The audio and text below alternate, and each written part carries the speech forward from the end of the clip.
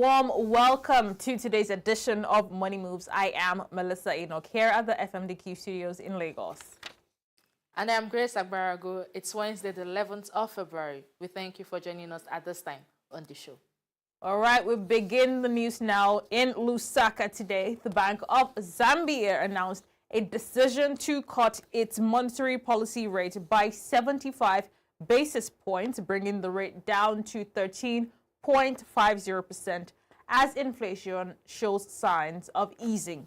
Governor Denny Kalialia, speaking at a press briefing following the MPC meeting, said the decision was driven by a faster than expected decline in inflation, with price pressures now projected to fall within the bank's target band by the second quarter.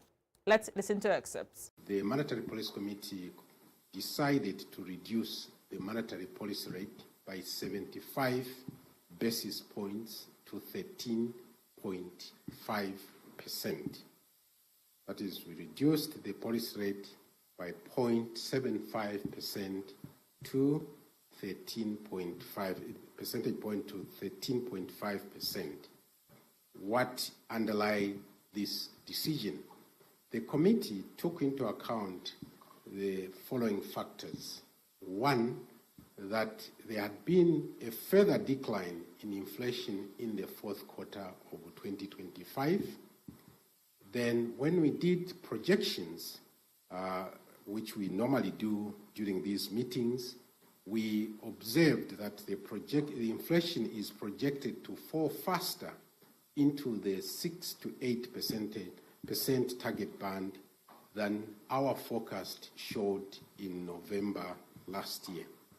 And thirdly, with these factors taking place, that is the inflation coming down and the projection also showing that it's going to come down even further, it was necessary that we look at the stance of monetary policy and maintain it at an appropriate level. So that was the other overriding reason why we had to make the 75 basis points adjustment to the policy rate.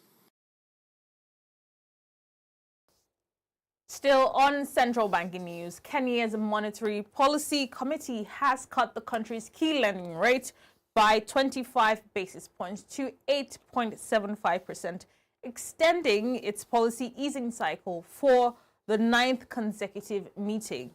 In the post-MPC statement earlier today, Central Bank Governor Dr. Kamau Thoge cited easing inflation, improving private sector credit growth, and a stable exchange rate as key factors behind the decision. Let's listen. They lowered the central bank rate by 25 basis points to 8.75% from 9%. It also further strengthened the effectiveness of the monetary policy implementation framework, and to enhance the monetary policy transmission, PC approved the narrowing of the interest rate corridor around the central bank rate from the current plus or minus 75 basis points to plus or minus 50 basis points. The committee also adjusted the applicable interest rates on the discount window from the current 75 basis points above the CBR to 50 basis points, which is the upper bound of the interest rate corridor. The MPC observed that overall inflation is expected to remain below the midpoint of the target range in the near term, and that this will be supported by stable prices of processed food items and energy, and stability in the exchange rate. It also observed that central banks in the major economies have continued to ease monetary policy, but at a cautious and uneven pace depending on their inflation and growth outlooks. They also noted that the average lending rates in the domestic market have continued to decline, while private sector credit growth has continued to improve, though at a slower pace than is desirable. The committee therefore concluded that there was scope for a further easing of the monetary policy stance by reducing the CBR by 25 basis points. This will augment the previous policy actions which were aimed at stimulating lending by banks to the private sector and supporting economic activity while ensuring inflationary expectations remain firmly anchored and that the exchange rate also remains stable.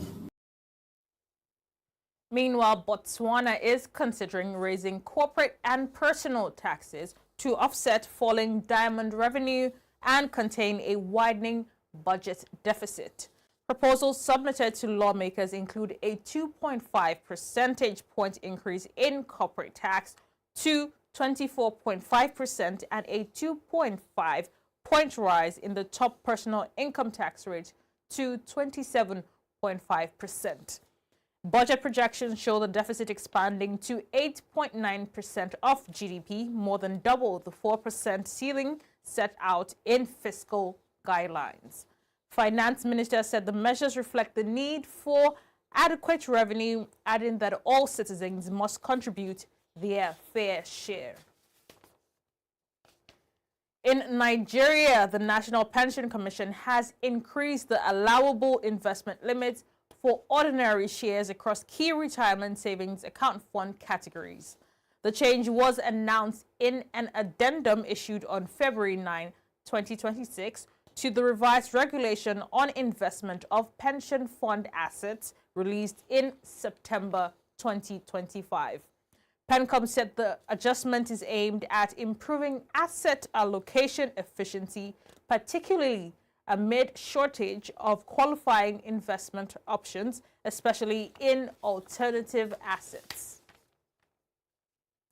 In Egypt, Beltone Holding has completed its acquisition of Baobab Group, leading a micro and small business finance provider, with Beltone Capital acquiring 100% of the company for 197.6 million euros, marking the firm's first cross-border deal and largest transaction to date.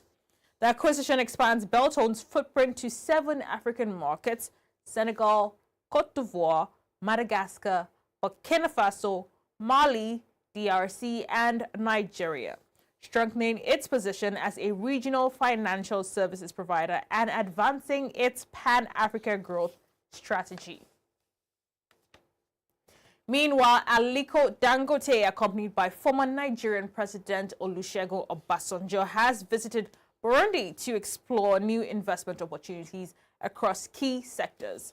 Talks with Burundi's president focused on potential projects in cement, power, agriculture, and infrastructure, with an emphasis on mutual economic benefits. Here are excerpts. My visit is in 2 parts. One was a courtesy visit on His Excellency, being my first time to Burundi.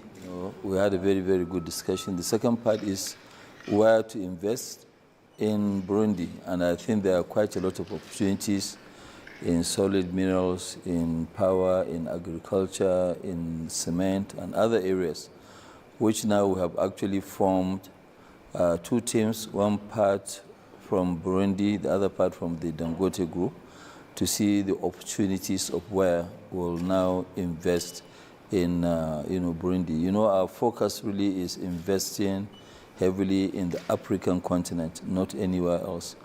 And so really, Burundi is part and parcel of that African region. And there are quite a lot of opportunities here, of which we want to come and look at how to harness these opportunities, where there will be a win-win, a shared prosperity between us and the good people of Burundi.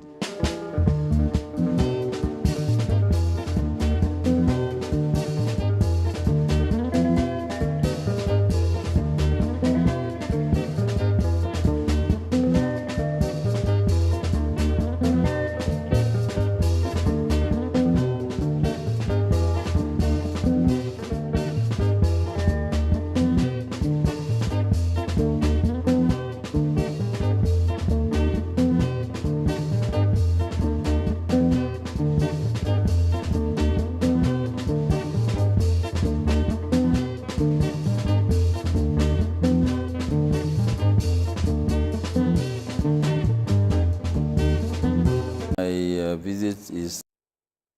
In other news, Gambia's Minister of Tourism and Culture, Abdoulaye Jobe, has been awarded the World's Best Minister Award 2026 by UAE Vice President and Prime Minister His Highness Sheikh Mohammed bin Rashid Al Maktoum at the World Government Summit in Dubai. Jobe was selected from a shortlist of 10 ministers for his leadership in translating policy into results, driving innovation, and delivering measurable social impact.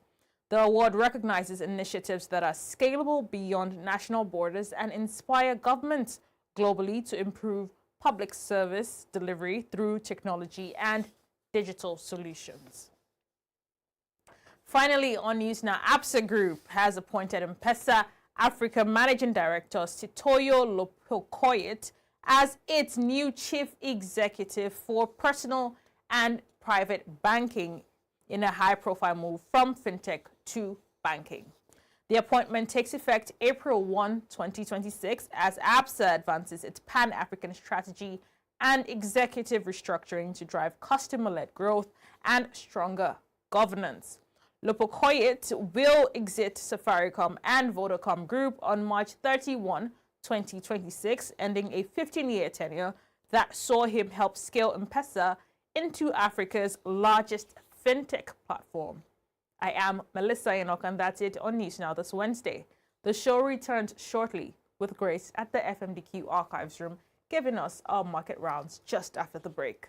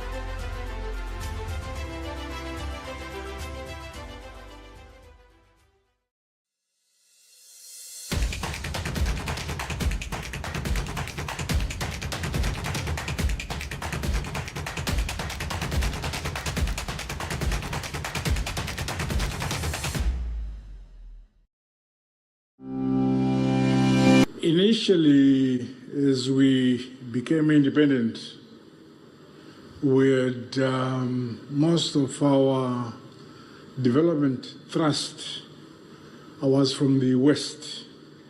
But as we evolved, we have also benefited from investment and cooperation from countries like China. I think the premises upon which you construct your question, I don't think is perfect. Not surprised. Yes, Zimbabwe is a sovereign state. Yes. You understand? And we move on the basis that gives us the best results of our resources. Whether it is relation with the West or the East, what is primarily important is what we ourselves as Zimbabweans are satisfied with. We don't need to please the West or please the East. We please ourselves.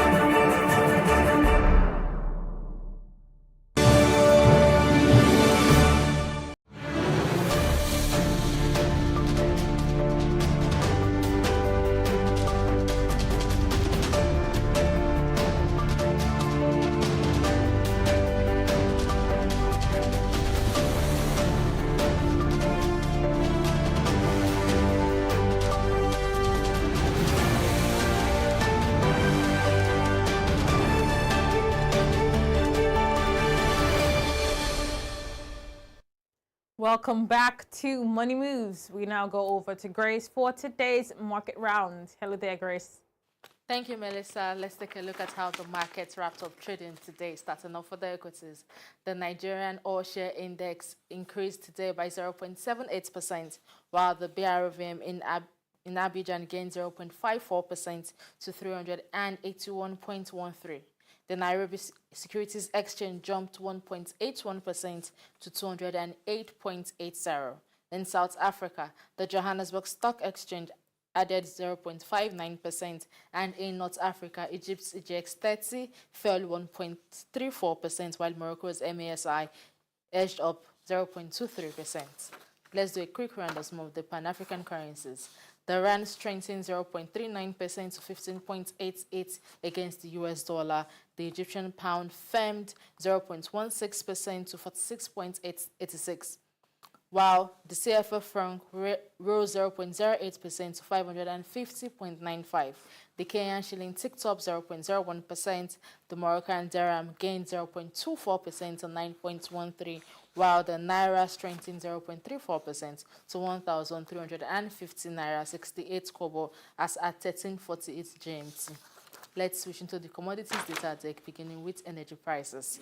Brent crude surged 2.25% to $70.35, while US WTI climbed 2.39% to $65.49. Natural gas slipped 1.09% to $3.08, while Arabian gasoline rose 2.28% to $2 as at 13:38 GMT.